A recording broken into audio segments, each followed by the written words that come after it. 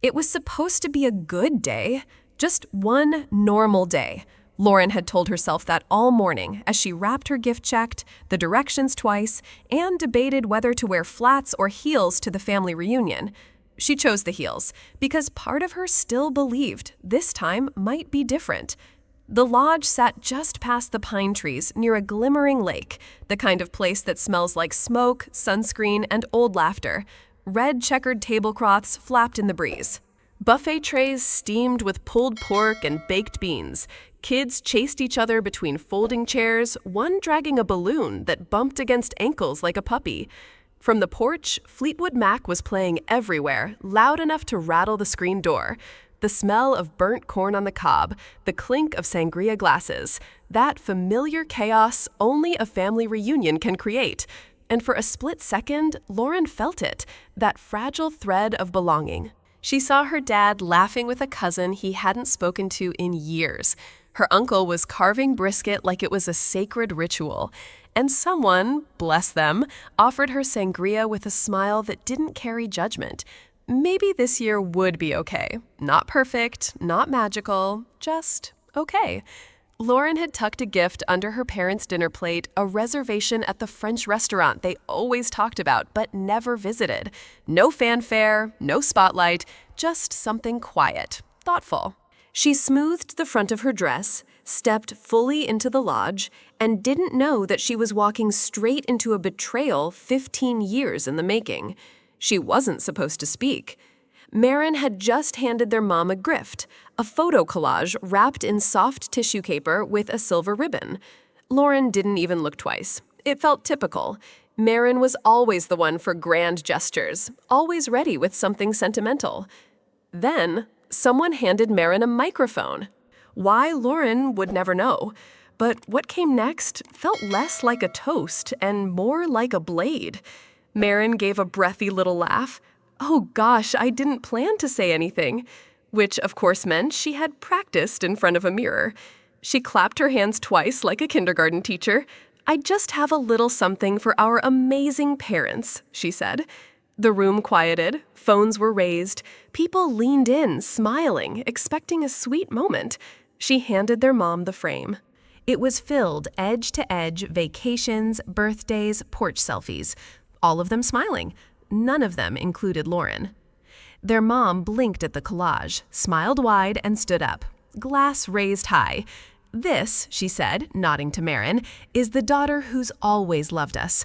Polite applause, a couple of soft ahs, and then she added louder this time, firm, clear.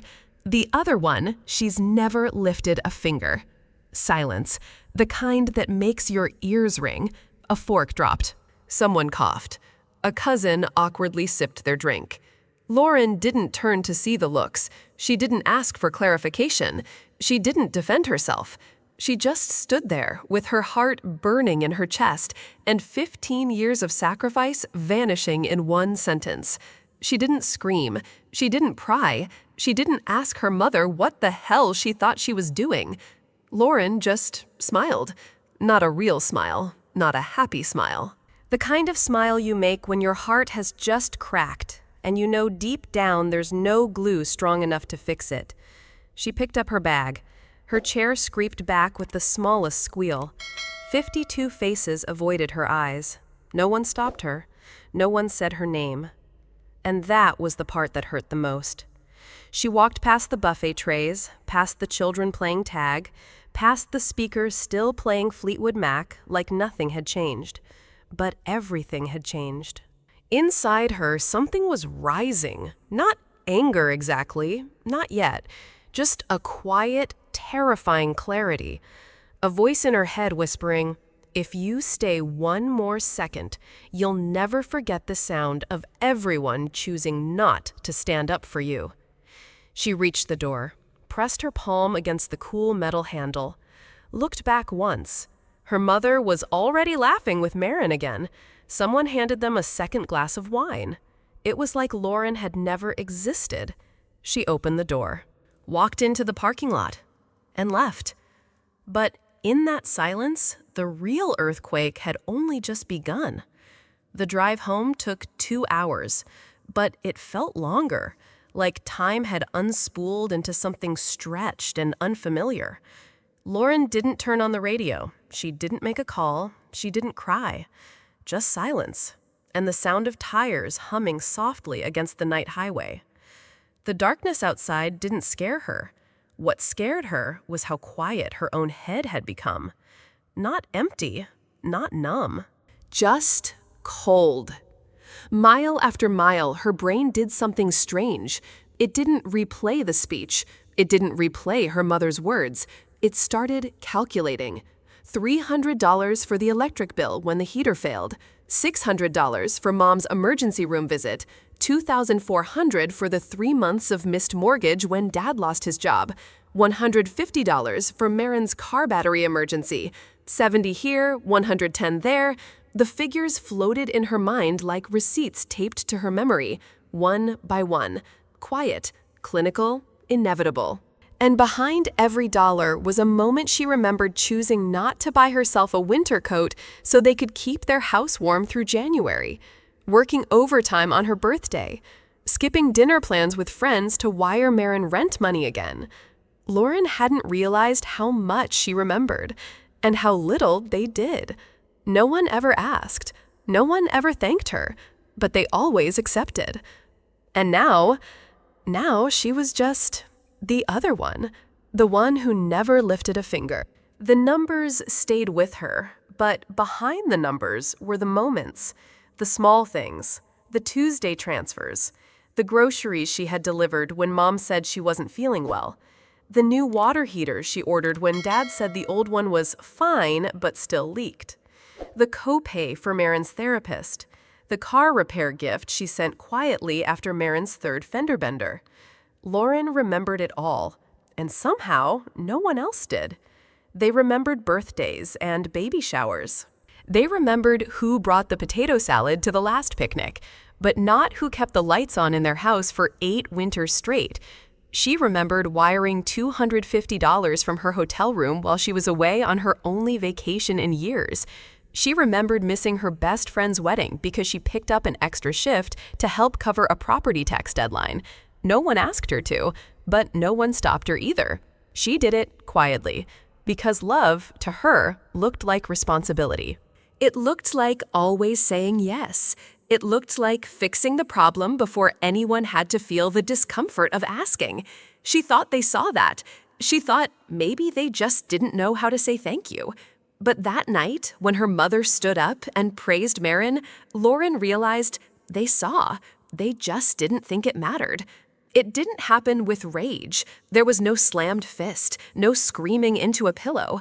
It happened quietly in the stillness of her apartment at 11:17 p.m. Lauren sat in the dark, the only light coming from her phone screen. Her inbox was lit up with alerts. Payment failed, card declined, insufficient funds. They had tried to board the sightseeing boat. They had tried to charge the family cabin. They had tried to buy dinner, all on her card, the card she had just canceled.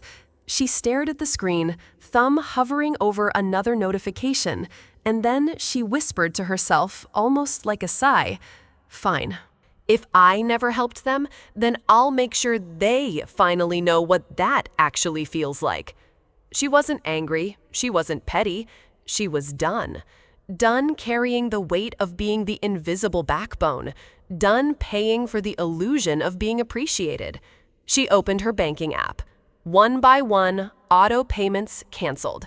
Scheduled transfers deleted. Joint account closed. It felt strange how freeing it was. Like cutting the rope of a heavy anchor she hadn't even realized she was dragging. And as she scrolled through her transaction history one last time, Lauren didn't feel guilt. She felt clarity, for the first time in 15 years. Lauren had always been the safety net, the invisible scaffolding behind her family's fragile balance. If something broke, she fixed it. If a bill came due, she paid it. If things got quiet, she called first. But not anymore. That morning, she sat down at her kitchen table with a black coffee and a decision. No more lifelines, no more silent rescues, no more paying to be erased. She opened her laptop and started clicking. Auto payments canceled, electric, water, internet, trash collection gone. The monthly grocery card she reloaded for her parents disabled. The gas card snipped with scissors right at the kitchen counter. The joint account her parents used for emergencies locked. The backup credit card they used just this once every few weeks closed. She unsubscribed from the life she wasn't allowed to be seen in and let the silence do what it needed to do. For years, Lauren had protected them from consequences, and in return, she'd been treated like a footnote. Now, she was no longer the safety net, and for the first time, she didn't feel selfish. She felt sane. It started at 6:17 a.m. Lauren's phone buzzed once, then again, then again. By the time she rolled over to check, the screen was lighting up like a Christmas tree. 38 missed calls. First, a few from her mom, then a couple from her dad. But the real surprise, 14 from Marin. Marin, who hadn't called in months. Marin, who only ever texted when she needed help with taxes or rent or a tiny loan. Now calling over and over like a panicked telemarketer.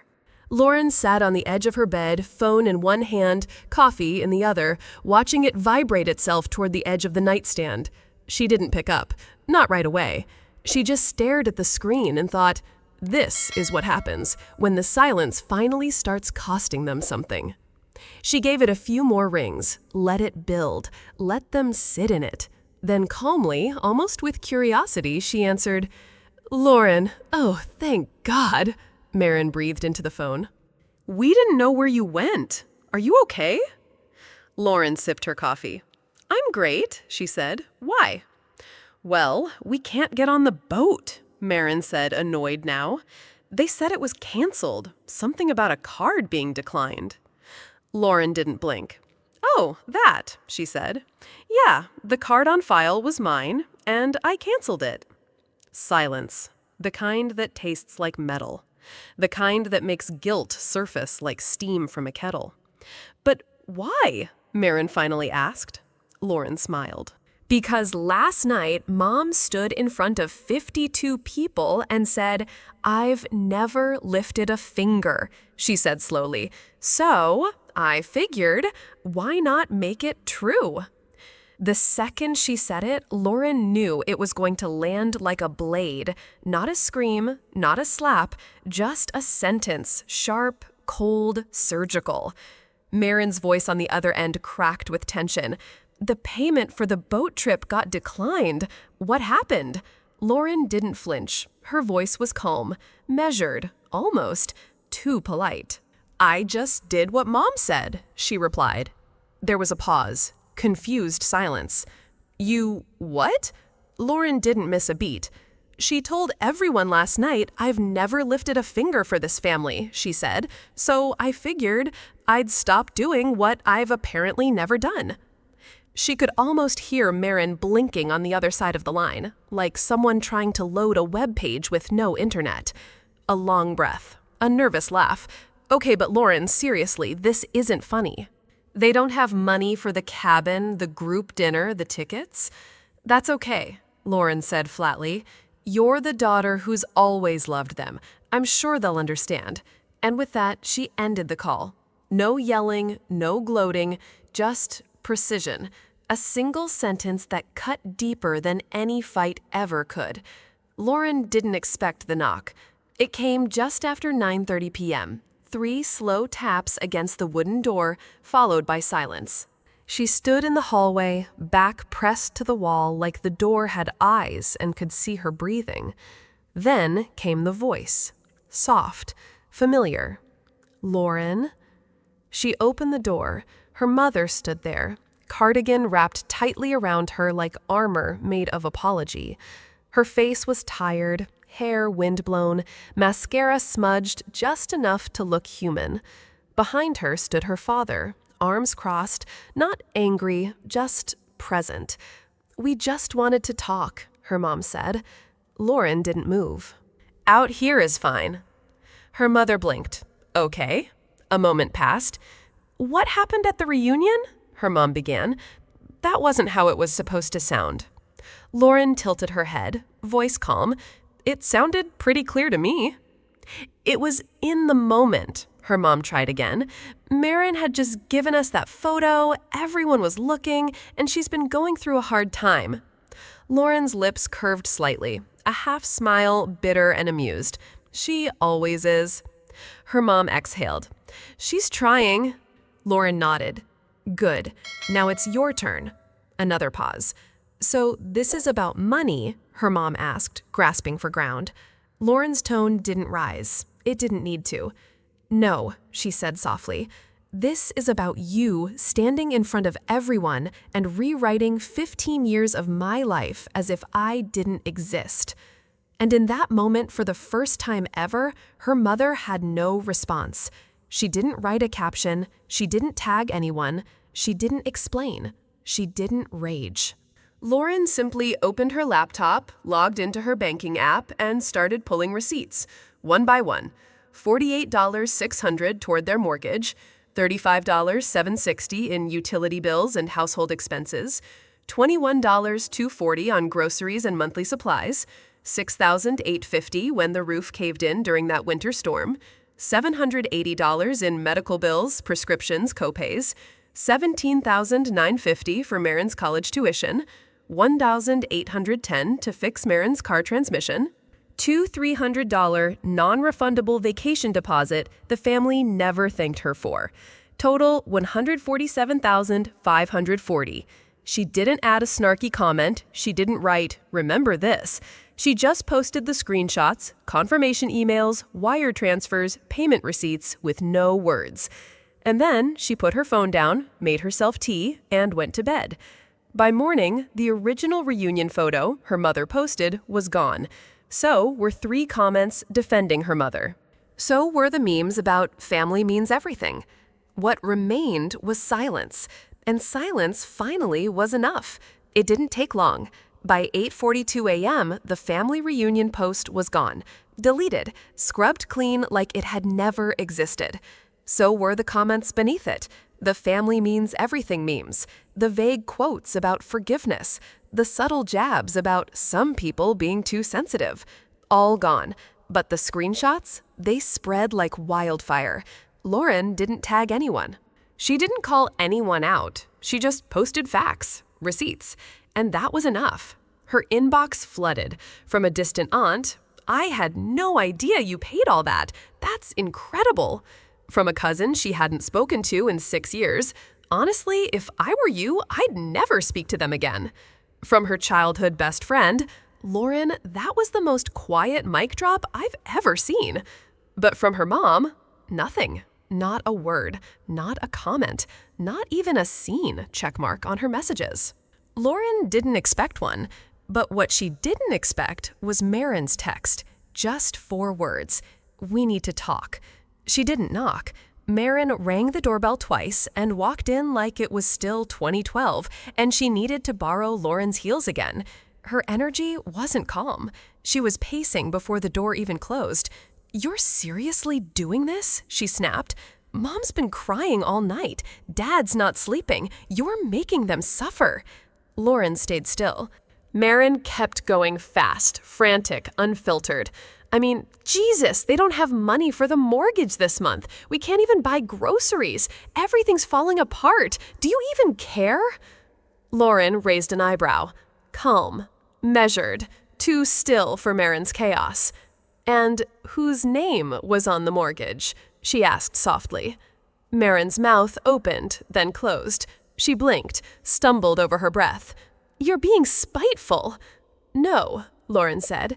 "I'm being accurate." Marin flinched because deep down she knew it was true. "You're punishing them," Marin said. "No," Lauren replied. "I'm just finally letting them feel what it's like when I don't show up." Marin's voice was getting louder, more dramatic, less reasonable.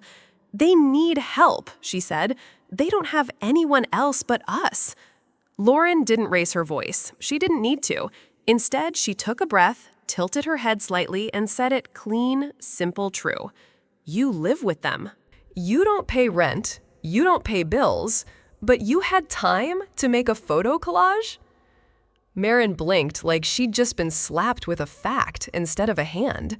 The room fell quiet again. No more pacing. just the sound of truth hanging in the air. Lauren didn't gloat, didn't press. She just stood there, steady, watching Marin finally realize comfort isn't the same as contribution. For the first time in years, Marin didn't have anything left to say. No spin, no dramatic exit. No teary-eyed plea, just silence. She looked smaller somehow, like all the air had gone out of her. The energy she stormed in with, gone. Now she stood in the middle of Lauren's kitchen, messy hair, wrinkled shirt, arms hanging at her sides like she forgot how to hold them. No arguments, no defense, just exhaustion. Lauren saw it, but didn't move. She didn't reach out, didn't soften, because some truths only arrive when the performance ends. And Marin, she had finally run out of script. Lauren walked to the door, held it open. "You should go," she said quietly. Marin didn't resist, didn't beg. She just walked out, wordless, hollow, cracked.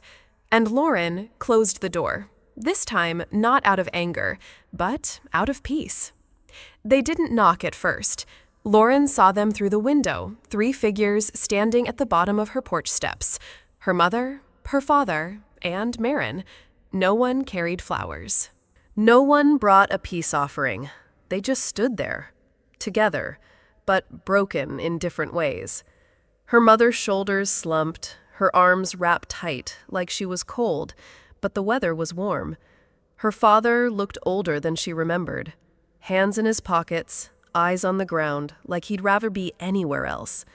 And Marin, she didn't even pretend anymore. The spark was gone. Eyes hollow, posture defeated. Lauren opened the door, didn't step aside, didn't invite them in. They looked up at her like children outside the principal's office, ashamed, too late. "We're sorry," her mother said, voice small, a whisper dragged through exhaustion. Lauren didn't answer. She didn't need to.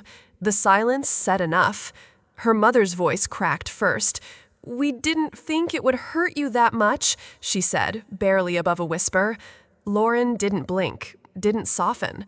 Her reply came slow, precise, surgical. "No, you just didn't think you'd have to pay for it." The words landed heavy, not like bullets, but like stones dropped into still water. Her father shifted uncomfortably. Marin stared at her own shoes. Lauren didn't raise her voice. She didn't need to. "It wasn't a slip of the tongue," she continued. "It was a choice, a public one. You didn't just forget me, you erased me." Her mother tried to speak again, tried to recover the narrative. "It was the moment." Marin had just...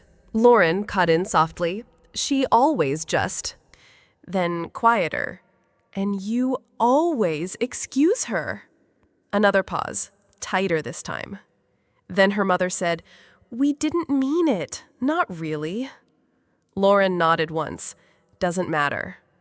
Because once something is said in front of 52 people, it becomes real, even if it's a lie. They kept waiting, as if she might change her mind, as if there was still something left to salvage. But Lauren had never been more certain. She looked at them, 3 people who once felt like home. Now, just people. Tired, ashamed, small. "I'm not angry anymore," she said softly. They looked up. "I'm just done." No drama, no tears, just finality, like the last page of a book you don't want to reread.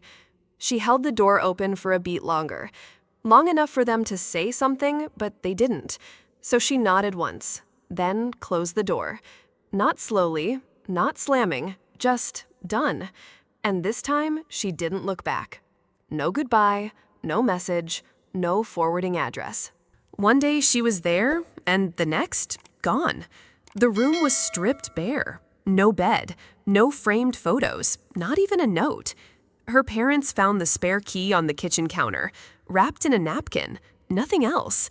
Lauren heard from a cousin days later. Marin moved out, didn't say where. She's not okay. No rage, no dramatic exit. This wasn't rebellion. It was collapse. The kind that comes after years of being shielded until the shield shatters and you realize you never learned how to stand on your own. And suddenly, even silence weighs too much. They sold it. The house Lauren had quietly kept afloat for 9 years, gone. No garage light flickering at dusk, no creak of the third stair, no lemon tree outside the window. Just a listing, and then a sold sign. The home she once protected from foreclosure, paid bills for, repaired the roof, cleared snow in silence while they slept inside, now belonged to strangers. No one called to tell her. No one asked if she wanted to see it one last time. She saw the photo by accident on a neighborhood forum. New owners smiling, new paint, new car in the driveway. No trace of the woman who once gave up her weekends to keep the lights on. Lauren didn't cry. She just stared at the screen and whispered, "Good. Now you'll finally learn what it takes to keep something alive.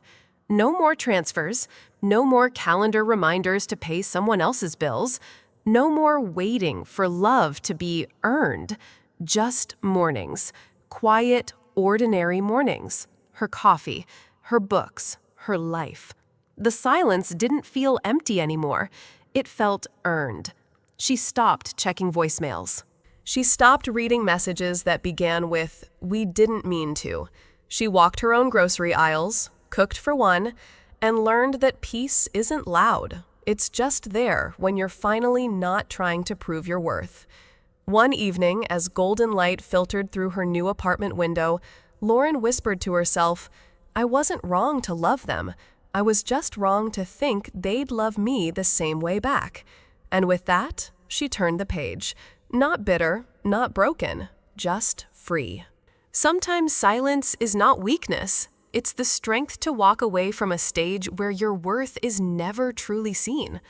Lauren's story is a quiet revolution, a reminder that love should never demand proof through suffering, that support, when invisible, often goes unnoticed until it's gone. We all want to be appreciated, but sometimes the greatest act of self-love is to stop bleeding for people who never noticed you were cut. So if you're the Lauren in someone's life, giving, sacrificing, staying silent, remember you're allowed to stop, and you don't need permission. If this story made you pause, reflect, or even shed a tear, don't let it stop here. Hit that subscribe button to follow more powerful real-life stories about boundaries, betrayal, healing, and reclaiming your voice. Because somewhere, someone needs to hear this too. And don't forget to turn on notifications so you never miss the moment a new story might change your life.